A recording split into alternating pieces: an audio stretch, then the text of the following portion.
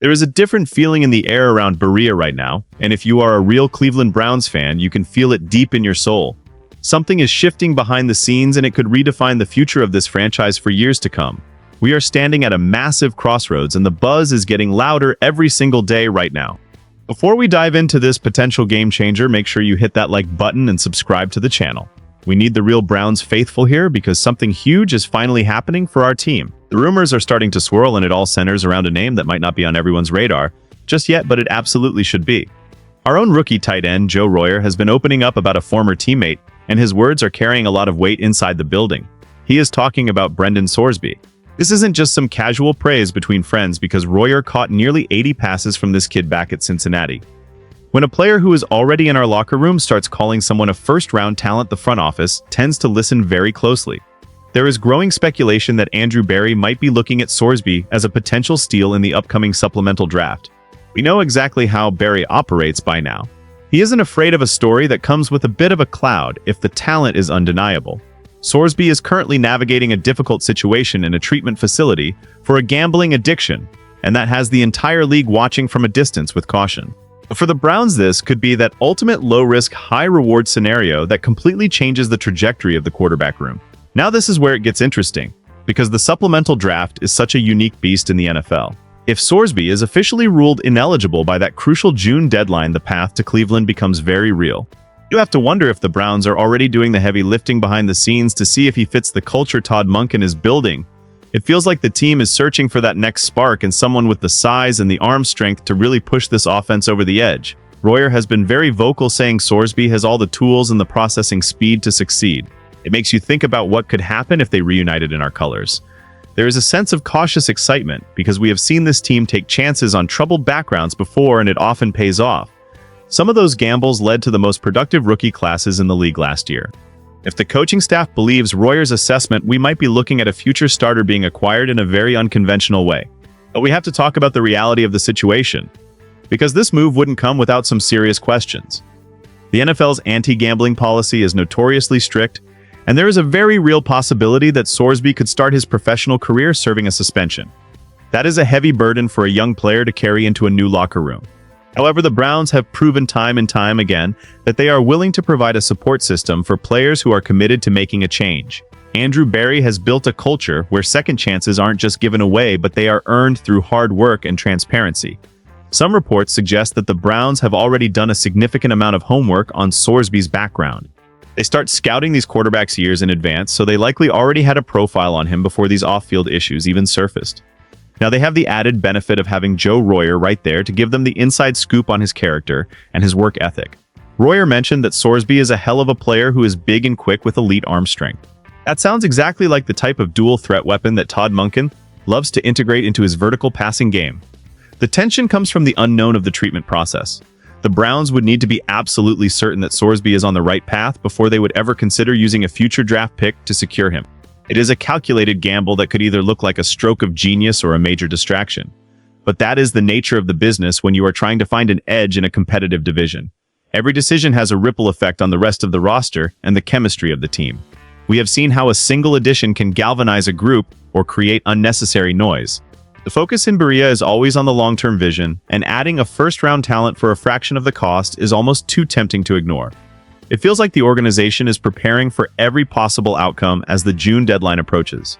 The fans are divided on whether the risk is worth the potential reward, but the talent on film is making it a very difficult conversation to ignore for the front office. If the Browns decide to pull the trigger on Sorsby, it changes everything about how we look at the 2027 draft.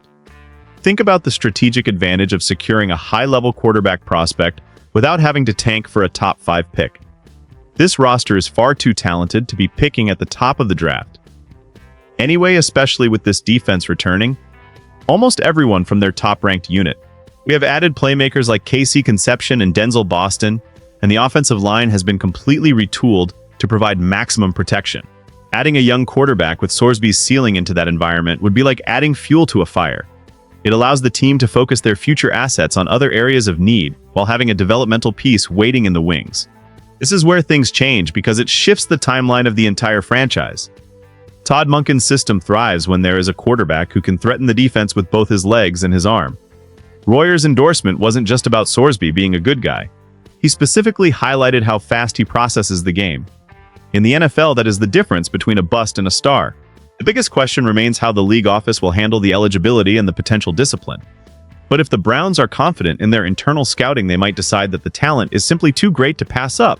We are looking at a situation where a fifth-round rookie tight end might have just handed the keys to the future to the general manager. It creates a fascinating dynamic within the locker room. The players know when someone is special, and Royer's conviction is hard to ignore. This could become something much bigger than just a supplemental draft flyer. It could be the move that defines the Barry and Munkin era in Cleveland. We have spent so many years searching for stability at the most important position in sports. While this path is unconventional, it fits the aggressive and forward-thinking nature of this current regime. The suspense is building because every day that passes brings us closer to a decision that could echo through the halls of the stadium for a decade.